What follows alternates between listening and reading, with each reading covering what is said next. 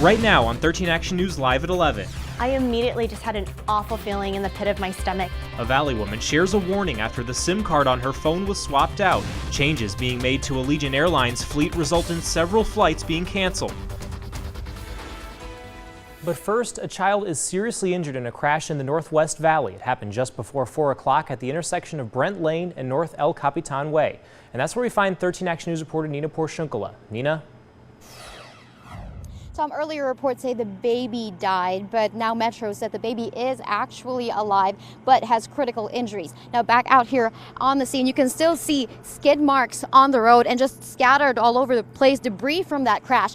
Also still out here, the two vehicles involved in that accident, and Metro says one of those vehicles T-boned another at this two-way stop intersection. Now there is no stop sign for El Capitan, but there are stop signs for both east and west sides on Brent Lane. Police say a young woman was driving with a baby seated in a car seat in the rear passenger area. She was driving a Jeep going eastbound on Brent and appeared to stop at the stop sign, but then proceeded through the intersection where an oncoming SUV T-boned the Jeep.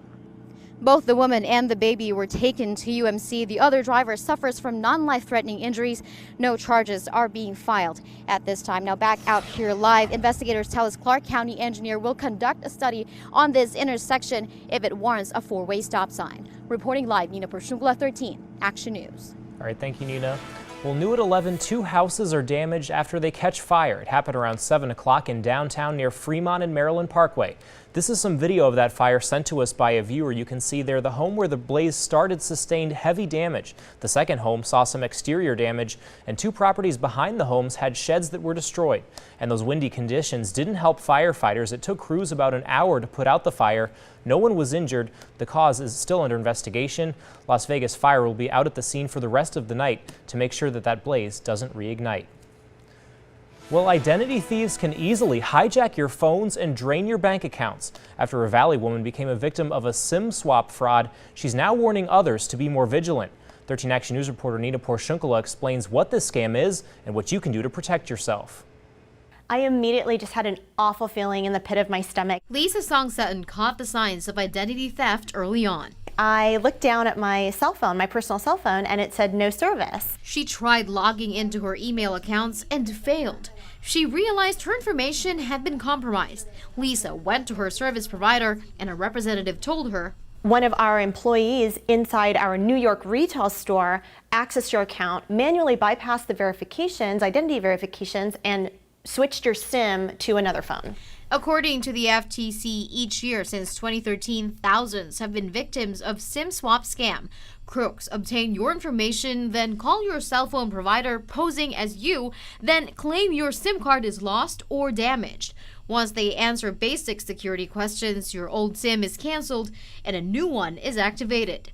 Once they have control over your phone account, they can easily use it to access your online financial accounts. Luckily, Lisa's case was solved within an hour before thieves were able to drain her bank accounts. But anyone can be a victim. So what can you do to protect yourself?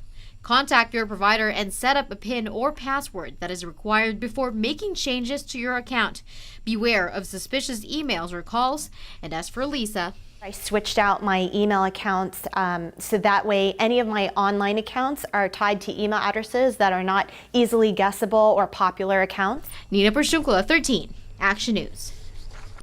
Nearly 24 Allegiant flights to or from Las Vegas have been canceled or rescheduled. A spokesperson for the airline says they're in the process of transitioning to a single fleet type, and the delivery dates for the aircrafts have fallen short of the company's projections.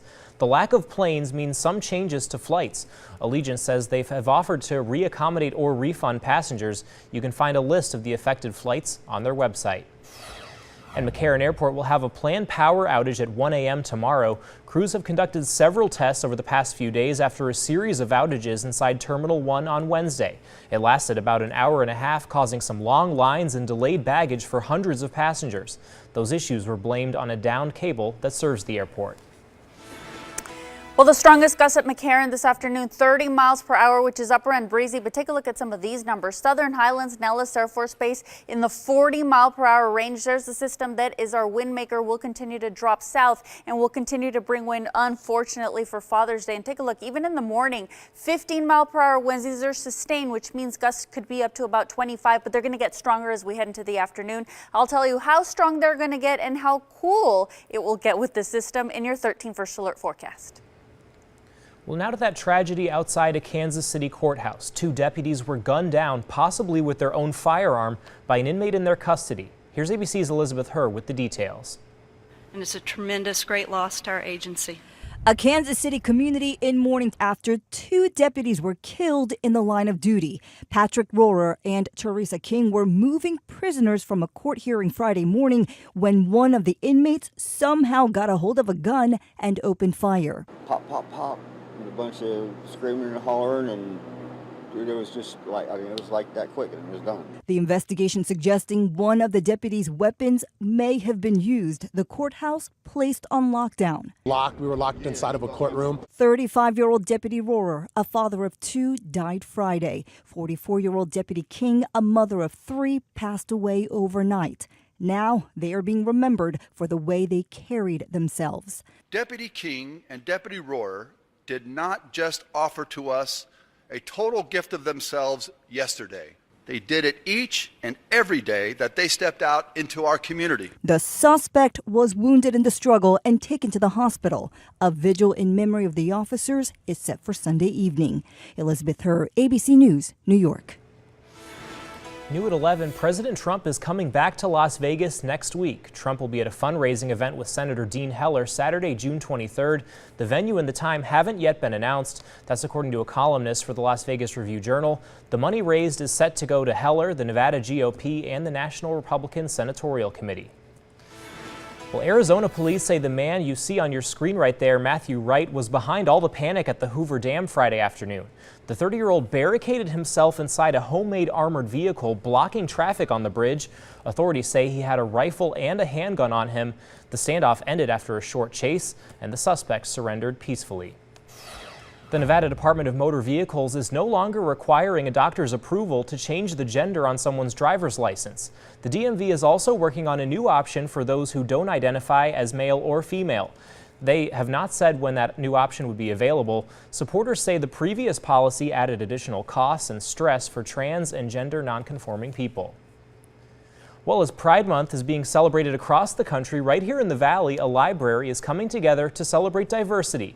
13 Action News reporter Austin Carter is at the Clark County Library with a peek inside their first ever Family Pride Day.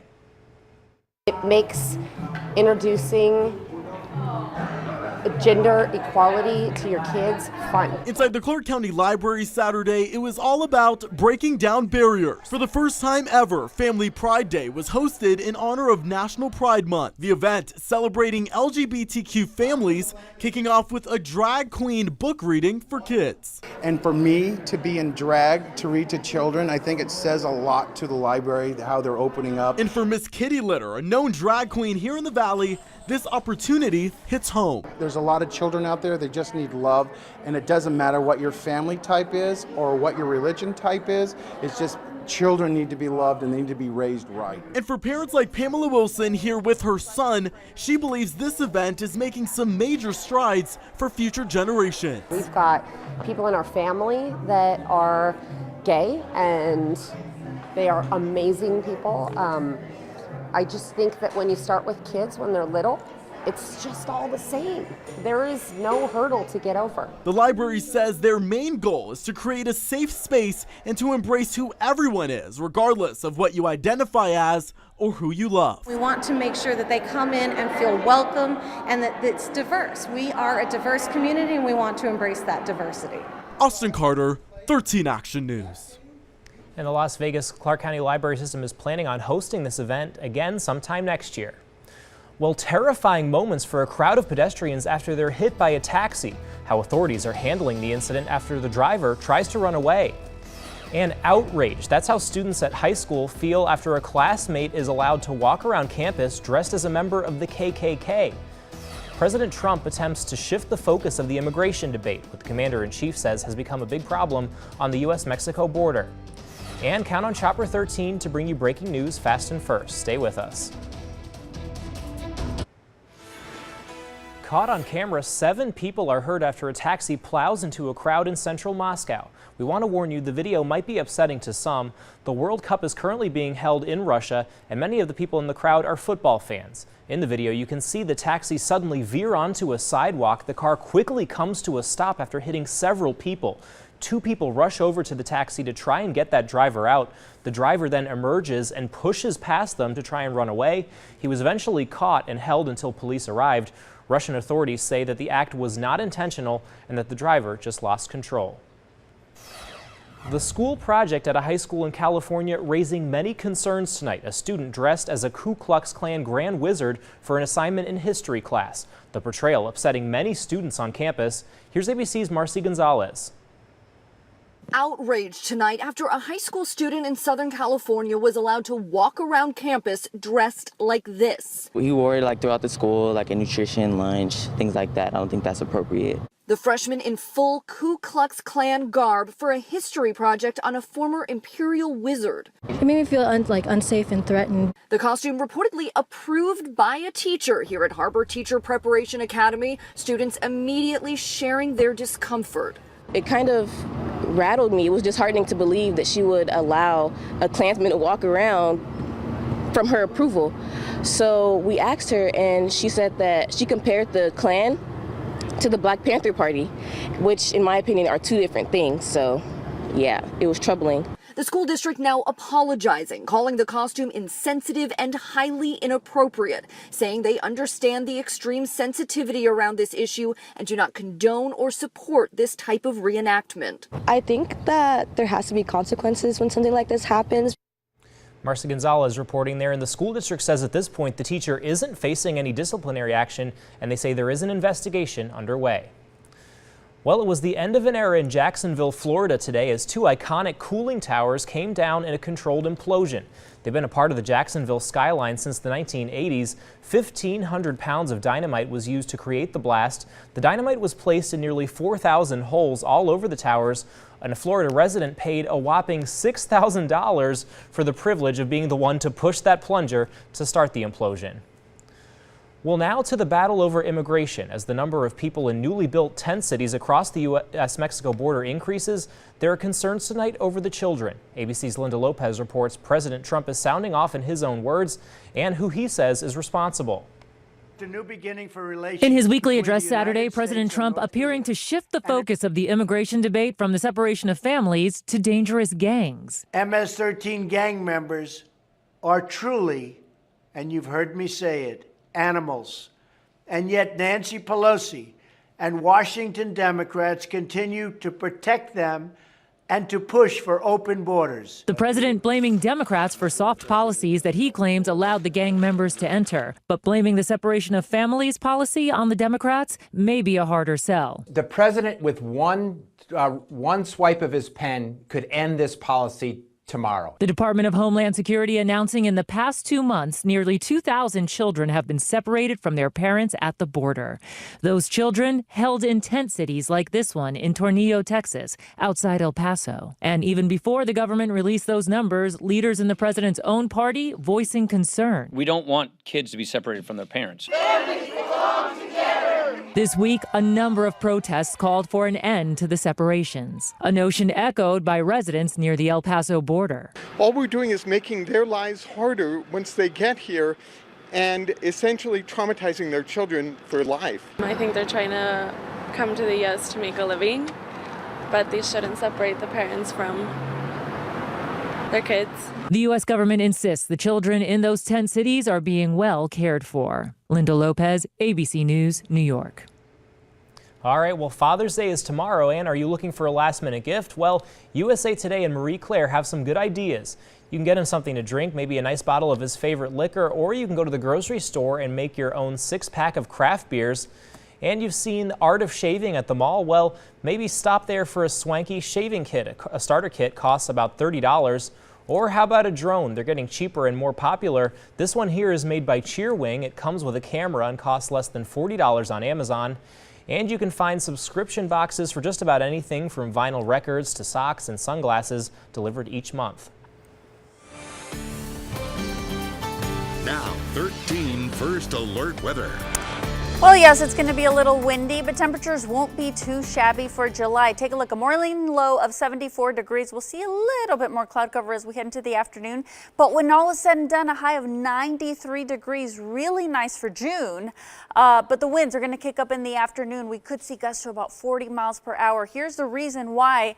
We have a system that is spinning to our north. The center of it going to drop closer to our direction. Also going to shave a few degrees off of temperatures for tomorrow. Going to keep us in the windy category. Very similar to what we saw for today. Going to start to lift on Monday. We'll be down to the breezy category. And then finally that hotter air sneaking back into the forecast on Tuesday. So here's your wind for tomorrow. Southern portions of the valley going to see the strongest winds, gusts up to about 40 miles per hour, but sustained wind speeds between about 15 and 25 miles per hour. After the 40 mile per hour gust tomorrow, we'll be down to the breezy category on Monday, and then the occasional breeze on Tuesday and Wednesday. The good news is that we have below average temperatures for this time of year. We should be right around 100, and even clear through Wednesday, we won't get too far above average. That will change later on your 7-day planner. Allergy forecast still looking quite good, particularly Tuesday, Wednesday, when we completely get rid of the winds. Overnight, low to mid 70s for most of the valley. Summerlin at 71 degrees. Central portions of the valley 74. North Las Vegas 73. And there are your below average temperatures for Father's Day. 94 in Henderson and Boulder City. 91 in Anthem. And the same number in Centennial Hills. Nice temperatures for tomorrow outside. But again, you're going to be dealing with the wind. So unfortunately, not the best day if you're planning to go out to Lake Mead. Boating could be a little dangerous with wind gusts out there. There's your 13 First Alert 7-day planner. Below average temperatures for the next couple of days, but then the triple digits pop right back into the forecast. By Wednesday, we'll be at 102, and then we'll stay close to 105 Thursday, Friday, Saturday. Breezes come back into the forecast on Thursday, drop off on Friday, and then come back to start off next weekend. Back to you. All right, thanks, Carla. Well, the Capitals may have got to hold on to it for the past few weeks, but now the Stanley Cup trophy is back here in Las Vegas. It's here for the NHL awards, and it's now on display at the Hard Rock. It'll stay there until Tuesday morning for the 3-day showcase of several NHL trophies. The NHL award ceremony is Wednesday, and 2 of our very own Vegas Golden Knights are up for some awards, including Gerard Gallant for Coach of the Year. Well, there are plenty of job openings around the valley, and we're working with Nevada Job Connect to make sure you know about them. There's an opening for a solar screen installer, pay is $12 an hour. Also, an opening for an alarm dispatcher, pay is $12 an hour. And an opening for a full-time mail carrier, pay is $14.42 an hour plus benefits. For more information on these jobs and other openings around the valley, just go to ktnv.com/jobs. Well, a major city is taking to its streets to try and combat the heat. They're covering the roads to try and make life just a little bit cooler. And don't forget to download the all-new 13 Action News app. It features live streaming, video on demand, and a handy weather radar. It's free in the App Store and in Google Play. We'll be right back. An area in Los Angeles is painting the streets white to help keep the neighborhood cool. Scripps reporter Chris Welch explains how it's even cutting people's energy bills. It's becoming so increasingly uncomfortable in that kind of heat. It's brutal. That's how Robert Riley of LA's Silver Lake neighborhood describes summer living in a city that's surface area is 10% pavement. In that August, September, even into October, it's like I don't even want to be in the city because it's so uncomfortable. The problem even has its own name. So the heat island effect means that cities are generally about 10 degrees hotter than the surrounding countryside. Greg Spots is with the city's Bureau of Street Services. So here we are at the edge of the coating.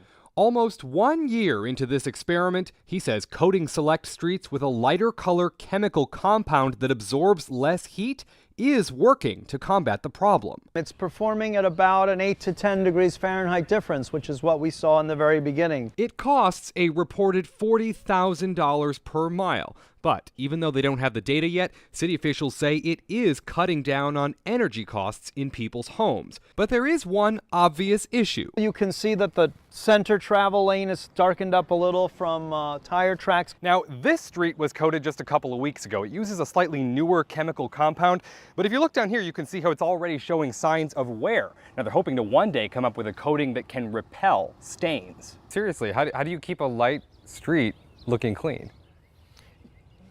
So, let's see. Spots didn't have an easy answer. Maybe that's because there just isn't one. Yet. But it's something they're working on with the company that makes the coating. You can feel the difference. And at the end of the day, if it makes his block feel cooler, I mean, aesthetically, it doesn't bother me at all. Robert Riley says he'll take all the help he can get. It helps just to get out of that discomfort zone. Reporting in Los Angeles. Cool that it works that well. I'm Chris Welch. Hey, we could probably use that with the Vegas heat. Pretty cool stuff there. All right, well, a late night talk show host taking on a senator. That's not unusual, but their most recent encounter is. I'm at least as good a basketball player as Ted Cruz is a senator. Jimmy Kimmel plays ball against Texas Senator Ted Cruz, all for a good cause. All right, well, Bird versus Magic, LeBron versus Curry. Tonight, the birth of a new hoops rivalry, Kimmel versus Cruz. The late night host and the lawmaker on the court. The trash talk matchup, a big win for charity. Here's ABC's Marcus Moore. What started with name calling from late night funny man Jimmy Kimmel, he looks like a blobfish, has exploded into this epic Texas-sized throwdown in H-Town. Texas Senator Ted Cruz insulted by Kimmel's comment, telling him on Twitter to put his money where his mouth is, on the basketball court. It's not like Kareem has challenged me to a match here. It's Ted Cruz. It is perhaps the most unlikely way to settle a score between a celebrity comedian and the powerful lawmaker he often makes his punchline. This will be Ted Cruz's second most embarrassing loss to a TV host. But the trash talking doesn't stop there. The two trading barbs on Twitter leading up to the big event. Are you ready for this? I don't think anyone could ever be ready for this. I think this could bring an end to the sport of basketball as we know it. You got like a killer crossover. Are you good in the paint? You have I have no actual moves. In fact, this game's going to take forever. We've seen Kimmel's skills on the court before, but in this matchup, Senator Cruz is the odds-on favorite to win. He's 3 years younger than Kimmel at 47 and actually played varsity basketball in high school. The loser of this not-so-epic showdown will make a donation to one of two Houston charities. Under no circumstances will Jimmy dunk on me, and if need be, I will pull his shorts to the ground. I'm at least as good a basketball player as Ted Cruz is a senator. Marcus Moore, ABC News, Houston. All right, in that game tonight, done after about 80 minutes of play, Senator Ted Cruz won by 2 points. I guess being called a blobfish is a good motivator. All right, well, Carla has a final check of your forecast. Right now, here's a live look out at the valley. You're watching 13 Action News, where we bring you breaking news fast and first.